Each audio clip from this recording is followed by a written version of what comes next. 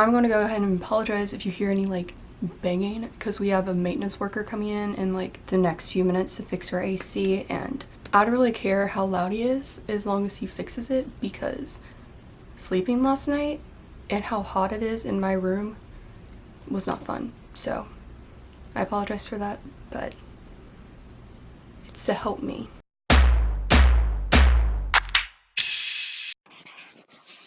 Hey, what's up you guys? Welcome back to my channel. My name's Amber, just in case you didn't know, and thank you so much for joining me today. Today is the second video of, what's it called? Oh yeah, True or Theory Tuesday. And today I'm going to be talking about the disappearance of Tara Lee Calico. Tara was born on February 28th, 1969 to her parents, David and Patty Calico, but her mom and her dad got a divorce and her mom remarried to a man named David Dole, I don't know, I'll just say Dole, to a man named David Dole, so her mom took the name Patty Dole. At the time of her disappearance, Tara lived with her mom in Belen, New Mexico. She graduated from Belen High School and was attending the University of New Mexico at the time of her disappearance as a sophomore, and I think her major was psychology, which is what I found. Don't know if that's true. Don't pin me on that. Okay. Tara was very active. She loved running. She loved cycling. She was also very organized with her life. Like, she planned out her days hour by hour, and she planned everything out. I think my roommates are home. Perfect timing. They're listening to Chicken Fried by the Zac Brown Band. At the start of every morning, Tara liked to take the same 34-mile bike route, and she would ride it every morning. And her mom used to take these bike routes with her, Patty, but she stopped after she noticed there was a motorist stalking them on their rides. And Tara's mom actually said that Tara should start taking Mace with her on her rides, but obviously Tara thought her mom was being overprotective and was like, nah, I'm good, I don't want to do that. On September 20th, 1988, Tara planned her day as usual. She was going to leave for her bike ride at 9 a.m., meet with her boyfriend to play tennis around 12:30, and then she had class at 4. God, I'm sweating so bad. This is so gross. I can't. Okay. Tara got a late start to her morning, so she left her house to go on her bike ride around 9:30, and when she was leaving, she told her mom, hey, if I'm not back by noon, come look for me so I'm not late to play tennis with my boyfriend.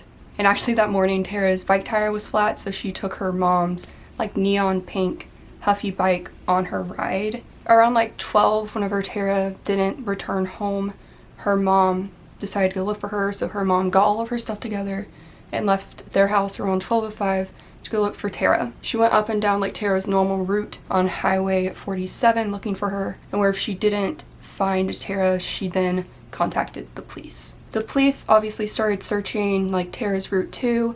Or if they didn't find her, they started searching surrounding areas. They started interviewing a few witnesses. They found pieces of Tara's Walkman kind of scattered about, and her Boston cassette tape. So the police thought that maybe these were left by Tara as a trail, since her case was originally looked at as a runaway case.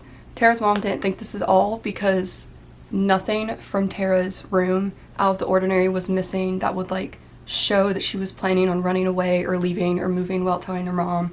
Nothing was missing. It was just her normal stuff. So Tara's mom didn't believe this. I'm gonna need that man to come already. Where's my boy?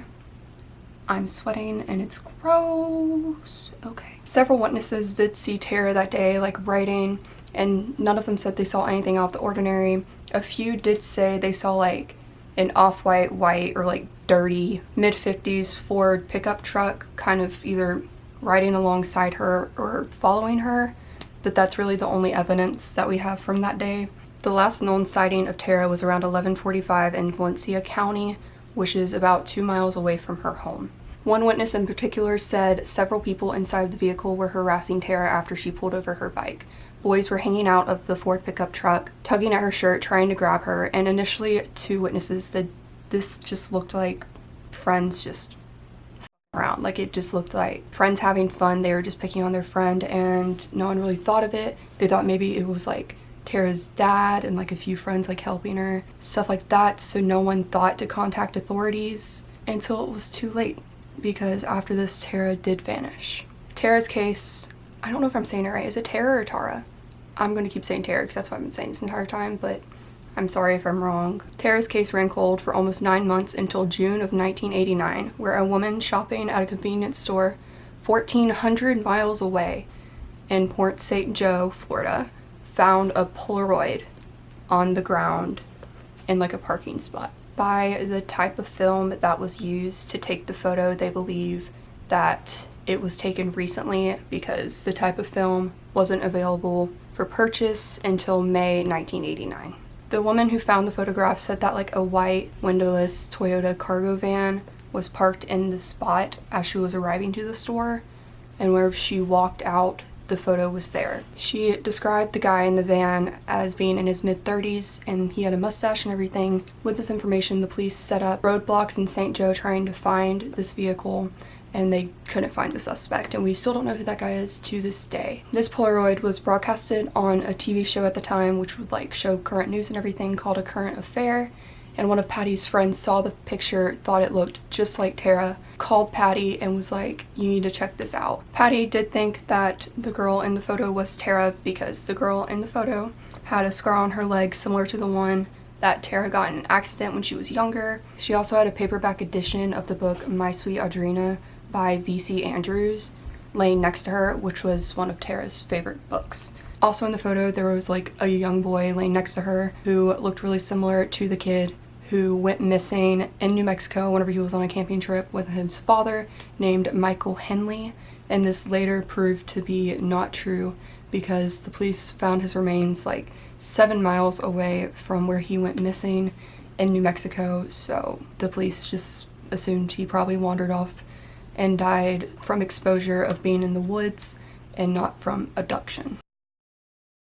Over the years, there have been, me fanning myself. Over the years, there have been like a few more pictures to resurface that are what to believe to be Tara. That was not proper grammar. I'm not going back and re-saying it. I can't do it. I'm sorry. The first photo was found near a construction site in Montecito, California, and it's a blurry photo of a girl with tape covering her mouth with like a light blue striped fabric behind her, which is like similar to the first picture, and this was taken on a film that wasn't available until June 1989. The second picture that resurfaced was of a girl on an Amtrak, and she was loosely bound in gauze, her eyes covered with more, and had like large black framed glasses, and she had like a male passenger beside her. But Patty believes that this one was probably a prank, but she does think that the first picture was probably Tara because it looks so similar. Her sister also stated that they had a striking, uncalming resemblance. As for me, I will not rule them out, but keep in mind our family has had to identify many other photographs, and all but those 3 were ruled out. As of today, investigators no longer think that Tara is the girl in any of those photos. They actually believe that she was killed on the day of her disappearance.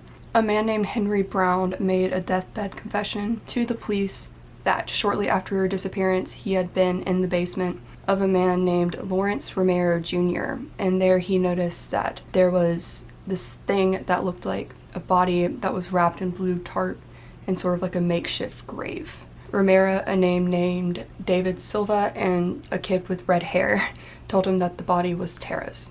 They said on the day of her disappearance, they, with a man named Leroy Chavez,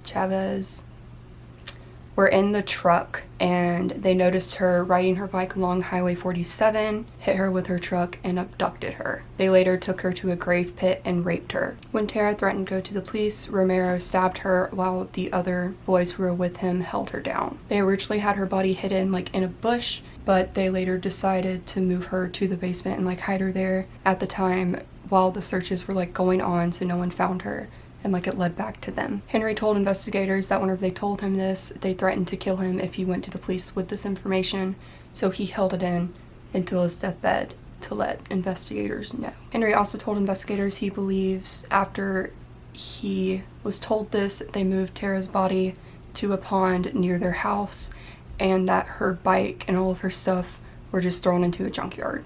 Another man, also with the same story, came to police and confessed that one of the suspects also told him this, but they were already all dead and the police couldn't really do anything about it, and Tara's body still has not been found. And in 2006, Tara's mom did pass away without knowing what happened to her daughter, which is really, really sad. As of October 2013, there was like a 6-person force that was established to reinvestigate Tara's case, and on October 1st, 2019, the FBI announced they're offering a reward of $20,000 for precise details and information leading to the identification or location of Tara, and also any information someone might have in order to lead to arrest, conviction of anyone who is responsible for her disappearance.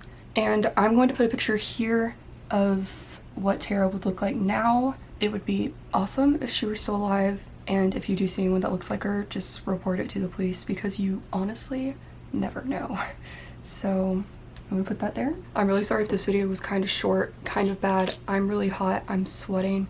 I have somewhere to be in like an hour, so I'm really sorry if I did a trash job talking about this story, but it's a story that I'm really interested in, a story I really like, and I really hope you guys enjoyed it too. And I'm gonna put down my diet root beer for this one. That's it for today's video. If you enjoyed, go down below, like, subscribe, tell me what you thought, tell me more cases. I promise the next one I won't be dying of a heat stroke, my voice won't be going in and out. I'm just kind of in a rough point in my life right now, obviously. Check out all of my other medias. My Twitter, Instagram, Snapchat, and TikTok will all be down below, so you can see what I'm doing, whatever I'm not posting here. But yeah, that's it for today's video. Make sure you like, subscribe, oh, and turn on the notification bell. I already said all that, so I guess that's it. So bye. I'm so hot.